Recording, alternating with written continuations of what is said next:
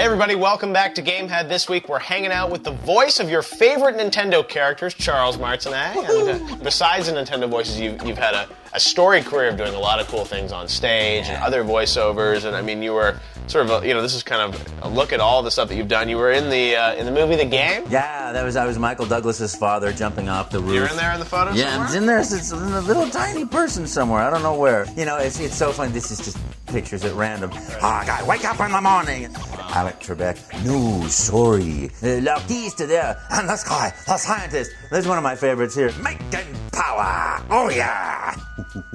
Tons of fun. No longer PC salesman. Now Macintosh.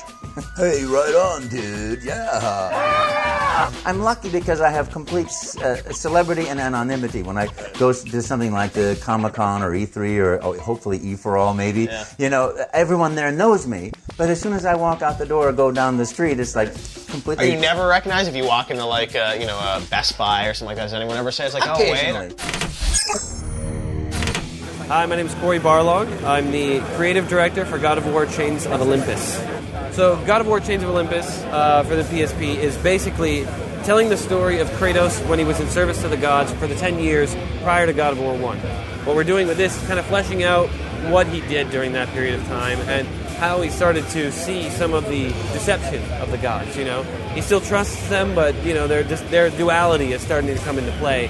And it helps flesh out, why he is the way he is. From a gameplay perspective, everything that you can expect from a God of War game, the magics, new weapons, introducing new concepts within the gameplay, and new combat mechanics. It's all weaved into the story, all kind of weaved into characters that you're fighting and taking things away from them, big epic bosses, smaller bosses, really kind of, hopefully like we did in 2, blurring the line of what a boss is, and blurring the line of where a level begins and ends. Not saying, all right, well, it's a PSP game, so we had to do this, we had to do that. It's like, no.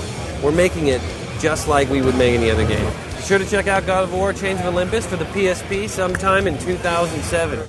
I mean, you've done other, you've done Reader Rabbit, you've done, a lot, you've been in, Star Wars games before, right? Yeah, I did one Star Wars game where I was 14 characters in the game. That was a lot of fun. And then The Lord of the Rings, I did 9 characters. Would it be sort of sacrilegious to, make you the voice of Sonic or something like that, or, to do something else? Well, it's actually interesting you say that because one time somebody actually met me at a Nintendo party and said, oh, we want you to come and do Mario for us. Go to the studio. And it's like, okay, now this is the character, great, fantastic, we can't wait. And I said, what platform is this for? Because then I think it was back then it was GameCube and they said, oh, it's not for either one of those, I said, oh, wait a minute, what's this for? And it turns out it was from one of the other people, and I said, I can't do Mario's voice for you in another platform. Were they trying to make fun of him or something? Or what was it? I never found out.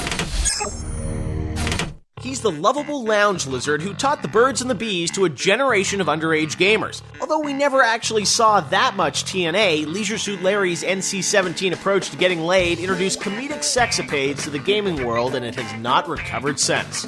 We first saw the gold-chained 40-year-old virgin rolling the dice in the city of lost wages in the 1987 release Leisure Suit Larry in the Land of the Lounge Lizards. If you wore protection and played your cards right, you ended up with Eve, the girl of your dreams. Larry's polyester-clad exploits continued when Eve screwed him over and he headed to the sandalless island of None Tonight to find true love. He finds it, then loses it.